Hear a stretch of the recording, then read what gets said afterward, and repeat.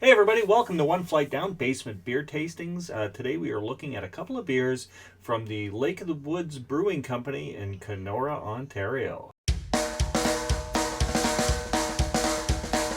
One, two, one, two, three.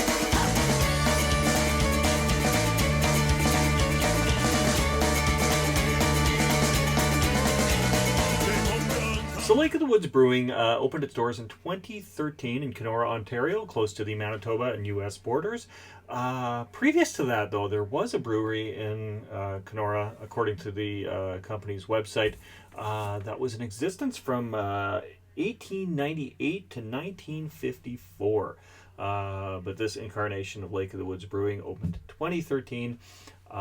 Since then, they have grown to a couple of other locations. They've got one in Warroad, Minnesota, and one in Winnipeg, Manitoba, my hometown. I've been past the locations in Kenora and Warroad, but I have not been inside yet. I have been to the one in Winnipeg, which is set in a food hall, basically a glorified food court, really. But it's a beautiful space with this brewery right as its centerpiece, and they've done some pretty good beers over the last few years. We're going to look at two of those today. So first up is one of my favorites from them. It is a beer about a nautical disaster. It is called Nautical Disaster. It is a dry hopped IPA, 6.4% alcohol, and of course named after the tragically hip song Nautical Disaster, which is about a nautical disaster. If you're a Tragically Hip fan, you know the song. If you're not a Tragically Hip fan, what is wrong with you? Yeah, I've had a few beers from Lake of the Woods over the years, and when they first came out, I'm not going to say I didn't like their beer, but I was a little underwhelmed by a lot of their stuff until I tried this. And there's quite a few that I really like right now, but I really like this Nautical Disaster. We're going to try that right now.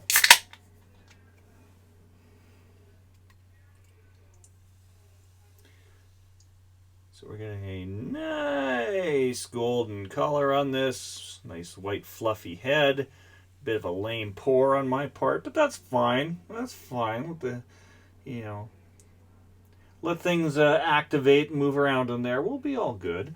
Well, let that settle for a minute. As I mentioned, it is 6.4% alcohol, 55 IBUs, 6 SRM, which I've never seen on a can of beer before. What the heck is SRM?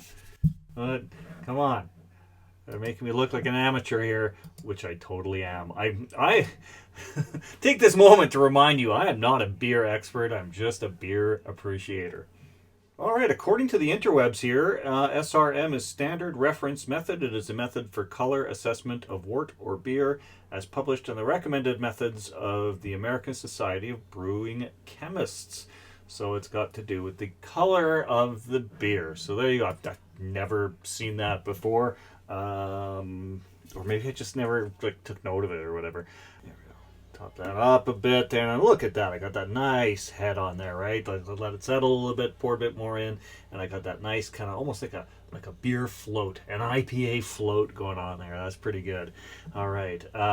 Let's go in for a sip.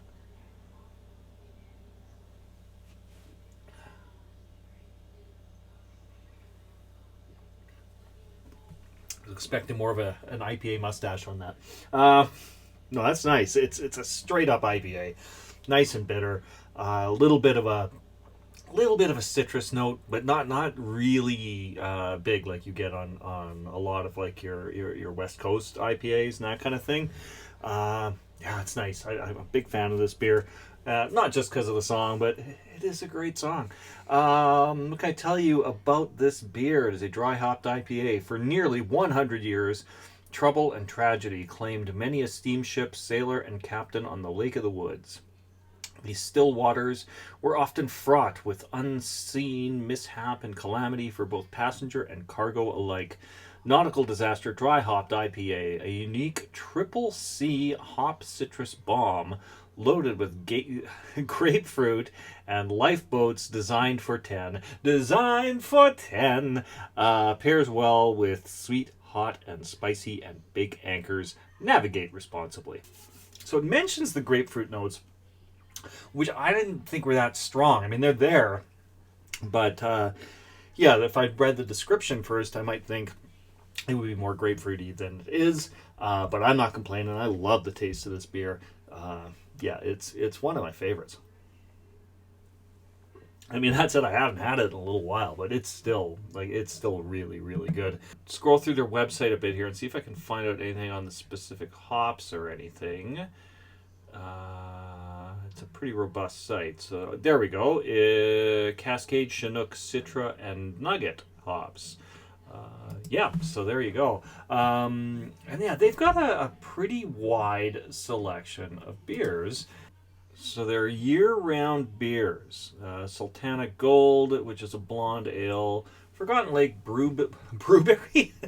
Forgotten Lake Brew... Wow, I did it again. Forgotten Lake Blueberry Ale. Lakeside Kolsch. This one, the Nautical Disaster. The Channel Marker Light Lager. That is a really good beer. It's one of my favorite light beers. I always find it's hard to find a light beer that's got a really good flavor profile, and it's really, yeah, it's like a light IPA. It's got a lot of it's hoppy. It's got a little bit of a bite to it. Really, really nice summertime light beer. Dead Man's Switch New England IPA, and the recently released Lago Mexican style cerveza. I tried that the other day. It was quite good. And for seasonal beers, they've got the Sneaky Peach Pale Ale, which we're going to try next.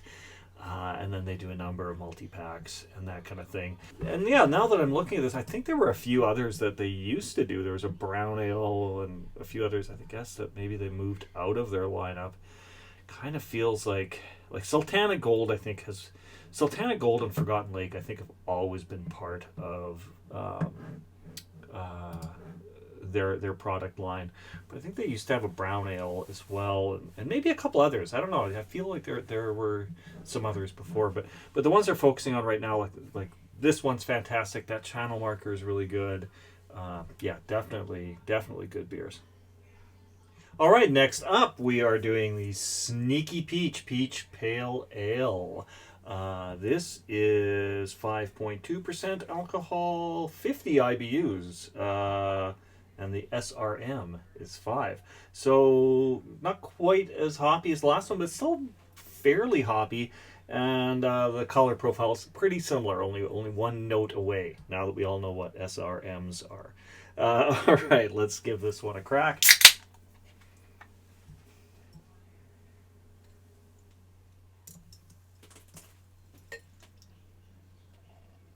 Drippy on that one.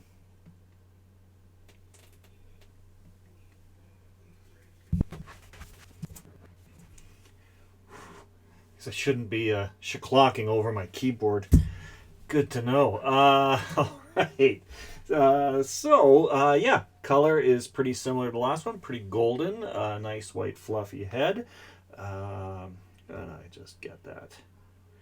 Yeah, we're getting a very similar kind of like a, beer float look to the head. Nice and creamy and fluffy looking.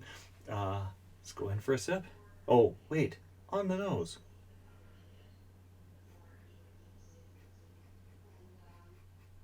Yeah, not getting a lot. Something fresh there. I guess it's the peach, right? Anyway, let's go in for a sip.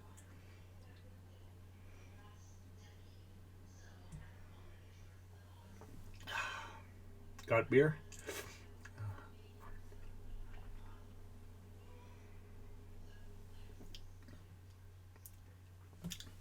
That was a nice peach flavor. Peach is not a flavor I would have ever thought would work in a beer. But I've had some really nice peach beers in the last couple of years. And I think they're usually more sours, that kind of thing, where you get almost like a candy-like peach quality. Whereas this one is, it doesn't have that. The mouthfeel is very much like an ale. It's very similar to the previous one in the mouthfeel. It's a little creamy, a little bit bubbly, but yeah, it's more of a creamy smoothness to it than I've gotten in a lot of other peach beers.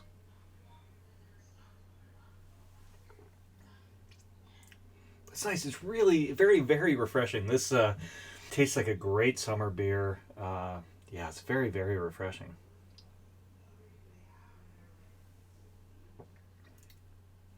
Yeah, that is all right. What does it say on the can here? Put there by a man in a factory downtown. Sneaky Peach Pale is a big nose, smooth finishing ale. Except for those of us who don't have a strong sense of smell, then it's not that big a nose. But that's just me. That's nothing on the brewery. Deliciously delectable and deceivingly drinkable. Did you know peaches are symbols of immortality? Don't mistake sneaky peach for a Geldof, and definitely not an herb. All right. And super tasty in beer. Similar to the Mackinaw Sneaky Peach is akin to having a circus in your mouth. And a little like being in a pie eating contest. To be experienced. It's peachy keen. Warning, Sneaky Peach may make you want to move on to the country. And no, we're not going to sing that song. We're not going to sing that song. Okay. Damn. See, it's in my head already. Oh, man. Damn you, Lake of the Woods Brewery. I'm tired and